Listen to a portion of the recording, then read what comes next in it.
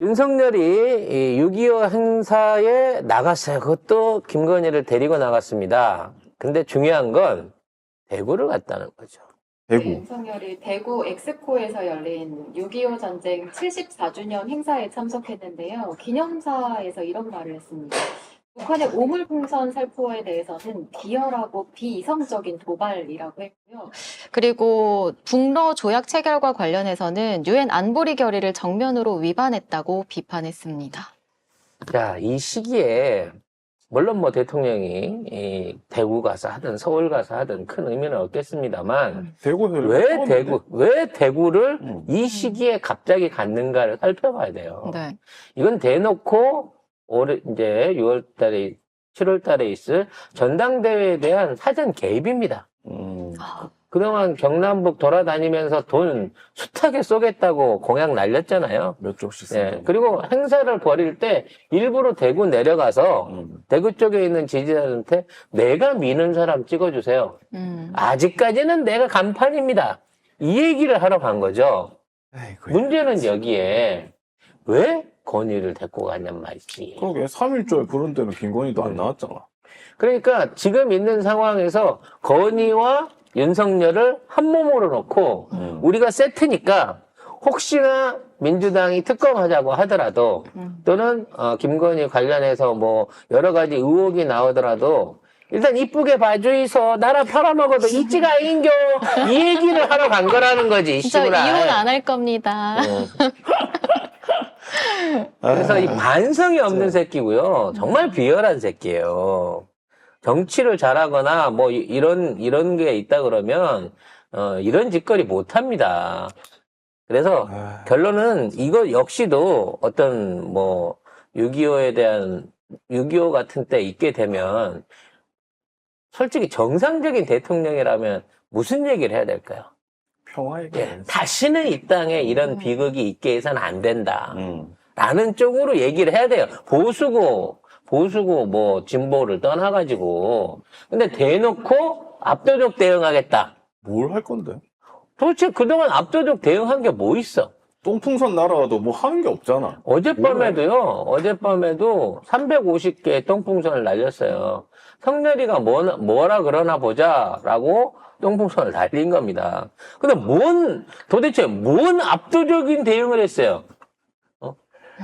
심지어 우리 쪽에서 올려보내는 무슨 전단 그거는 그냥 민간이 하는 거잖아.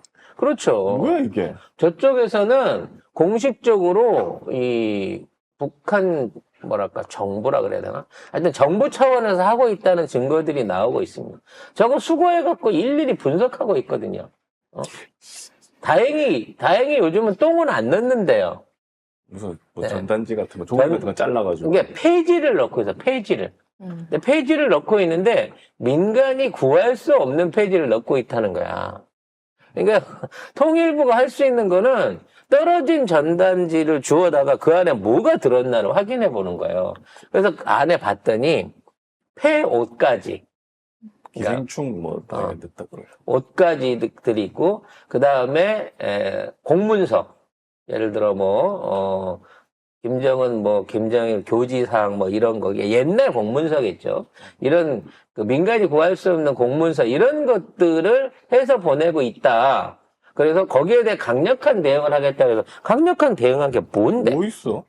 저거 요격해갖고 떨어뜨려라. 풍선을 떨어뜨려라 그랬더니 그거 자칫해갖고 한 번에 못 맞히면 이 유실탄 떨어질까봐 그건 못 맞히겠고 떨어진 다음에 줍는 게 다라는 거 아니에요. 거기다가 대북 방송한다고 큰 소리 쳤잖아. BTS 노래 틀어주고. 하루 틀고 바로 유엔 사령관 찾아오니까 바로 내렸잖아. 그러면서 탄력적으로 하는 거 봐서 튼대요. BTS 노래 틀어준 건 좋은 거 아니야? 걔들이 좋아한다니까. 뭘 하겠다는 거야 도대체? 대통령으로서 뭘 했냐 그리고 대북 관련해가지고 우리 이제 방송 그러니까 스피커 방송으로 안 되니까 전파 방송을 하겠다고 하다가 북한이 방해 전파를 쏘고 있거든요.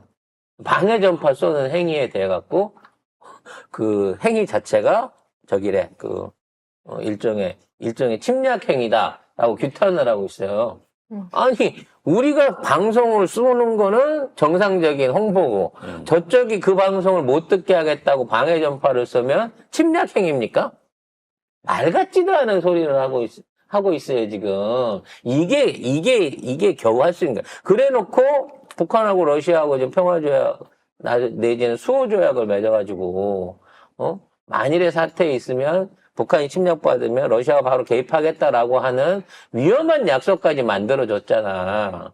이에 대해서 우리 정부가 이게 얼마나 위험한 상황인지에 대한 제대로 된 논평 없이 대려 거기다 대놓고, 야, 니들이 거기 수호조약 했으니까 우리는 155mm 탄 우크라이나에 줄 거야 라고 하면서 오히려 더 자극을 하고 있어요. 지금 있는 상황에서 미국은 이제 지금 우리나라 주변국들의 반응을 봐야 돼요. 일본은 논평이 없고요. 미국, 중국, 러시아의 반응을 봐야 되는데, 일단 미국은 그거 별거 아니다. 사실 어느 정도까지 한지 알 수 없다. 만일에 위험 상황이 난다고 해서 진짜 군사적 행동을 할지, 파병이라든지 뭐 전략 무기들을 지원할지는 그것까지는 구체적으로 나온 게 없다라고 애써 별일 아니야라고 의미를 축소시키고 있어요. 아니, 왜냐면 여기 한반도에서 긴장이 높아져. 맞죠? 미국한테 좋을 게 하나도 왜냐면 이게 전선만 확대되는 거예요. 이스라엘 것도 아직 해결 못했고 우크라이나 것도 해결 못했는데 이거 지금 문제 있다라고 지들이 말을 못하니까 그거 별거 아니야. 립서비스야 이러고 얘기하고 있어요.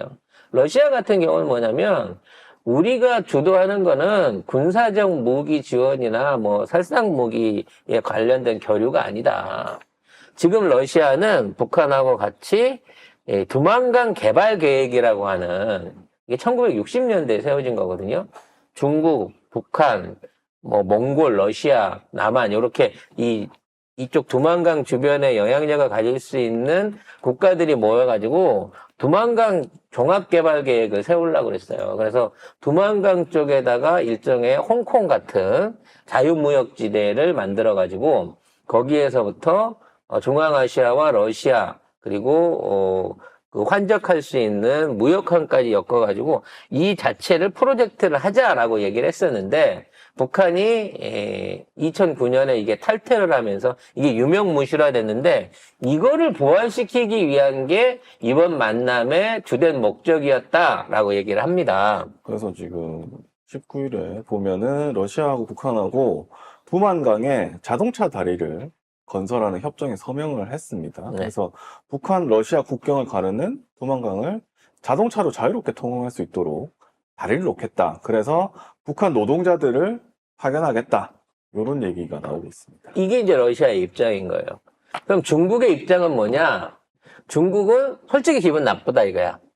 원래 북한은 내 나와바리였고 나한테만 군사적으로 의지하고 있었는데 러시아가 끼어든 점에 대해서는 매우 불쾌하지만 그렇다고 하더라도 경제적인 면에서 지금 러시아와 북한이 중국하고 완전히 결별할 수는 없기 때문에 이러한 개발 계획에서부터 주도해갖고 앞으로 중국에 대한 경제 개발이라든지 아니면 지원 사업이라든지 이런 쪽 안에서 우리가 헤게모니를 지겠다라고 얘기를 하고 있는 거예요. 그와 동시에 중국 입장에서는 러시아와 북한이 아직 외교적으로 고립돼 있는 이 상황에서 중국이라고 하는 상대가 스폰서가 되어줘야 중앙아시아랑 거래하든 유럽이랑 거래하든 유연하게 넘어갈 수 있는 부분이 있기 때문에 오히려 정치 경제적인 외교 경제적인 면에서는 중국의 입김이 훨씬 커지고 있다라는 부분에 대한 평가를 하고 있습니다. 그러니까 기분은 나쁘지만 돈 되는 일 또는 앞으로 외교적인 역량 안에서는 중국의 기대가 더 커질 것이다 라고 얘기를 하고 있는 거죠. 일본은 별 반응을 안 하고 있습니다만 지금 그동안 북한이랑 수교하는 데 있어서 제일 큰 문제였던 탈북자 문제에 관해서 지금 일종의 중간 성과를 얻어낸 게 있습니다. 그게 뭐냐면 기존에 북한에 납치된 걸로 그리고 생존이 확인돼 있는 이 납북자 모 여성에 대해서 신원을 확인하고 가족들하고 소통할 수 있는 그러니까 뭐 자유왕래까지는 아니더라도 서신이나 전화로 소통할 수 있는 길을 열었다는 거예요. 그럼 이거는 북한은 납치자 없다 그랬고 일본은 납치자 문제 해결되기 전에는 아무 짓도 안 한다라고 얘기했는데 지금은 그 중간에 있는 메구미 씨라고 하는 이 사람의 딸이 북한에 있다고 하는 엄마를 자유왕래할 수 있게끔 이거를 해결함으로 인해서 어느 정도 물꼬를 텄다라고 하는 지경까지 가 있는 거죠. 근데 문제는 우리만 아무런 고려 없이 지금 두만강 개발 사업에서도 배제되고 그리고 러시아와 북한 간의 군사 교류 이쪽에도 아무 말을 못 하고 있는 거고 중국은 중국대로 여전히 우리를 조금 내려다 놓고 보고 있는 상황에서 한국이 계속 그러면 우리는 계속 규제할 거야 뭐 이런 분위기로 가고 있는 거고요. 일본은 대놓고 이제는 직접적으로 한국의 정치에 또는 외교에 내정 간섭을 하려고 하는 듯이 윤석열의 스승이자 친일파의 친일 외교의 거두인 어제 얘기했던 친임 일본 대사의 임명을 지금 강행하려고 하고 있는 처지라는 거예요. 이렇게 나라 외교를 개판을 쳐놓고 결국은 우리 민족의 가장 큰 비극 중에 하나인 6.25 기념일에 가갖고도 이따위 망발을 하면서 대구에 와서 내가 보수의 심장이다. 앞으로 전당대회에 윤석열 파들을 심어달라. 이런 헛소리를 시전을 하고 있다는 겁니다. 또 대구시장 갈라나? 응? 대구시장에 저 가가지고 또 막 손 흔들고 김건희 한번 하나? 악수하고 하나? 나는 여기 관련해서 홍준표가 어디에 있는지, 얼마나 옆에서 딸랑이를 치고 있는지, 그리고 홍준표가 윤석열한테 수그리는 머리 각도하고 김건희한테 수그리는 머리 각도가 어느 쪽이 더 많이 수그리는지 아마 지금은 안 나오고 있지만 그 현장 사진이나 동영상을 통해 갖고 한번 확인을 해보고 싶어요. 이거는 내가 말씀드렸잖아요. 전당대회 하게 되면 한동훈이 만일에 당권을 잡게 되면 홍준표랑 손잡고 TK를 독립시켜갖고 분당을 시킨다라고 했는데 거기에 대한 전초전이다. 사전 정지 작업이다. 이렇게 봐도 될 것 같습니다. 자, 본방 들어가도록 할게요. 본방 아니에요? 네, 요거는 그냥 정치 평론 늘 해는 정치 다이제스트였고요.